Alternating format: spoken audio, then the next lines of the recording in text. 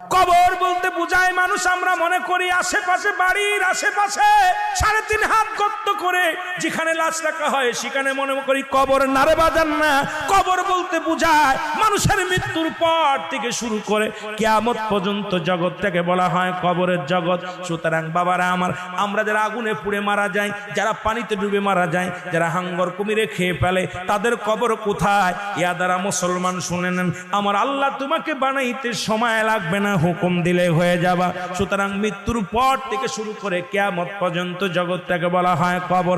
এই কবরে যেদিন শোয়া দিবে, 1 নম্বরে আসবে একজন ফেরেশতা, তার নাম হলো নোমান ফেরেশতা। মুসলমান শুনে নেন, আমরা জানি কবরে শোয়ানো পর মুনকার নেকির আসবে। এই ভাইরা আমার, মুনকার নেকির আসার আগে নোমান ফেরেশতা আসবে, কবরে ঢুকে যাবে। সব মুসলমান ডাকতে বলবে, ভাই ওঠো, তোমার ভিতরে রূহটা দেয়া হলো। আজরাইল আলাইহিস সালাম রূহটা বাইর করেছে, আমার আল্লাহ তোমাকে জানটা দিয়েছিল, এটা কবজ করেছে।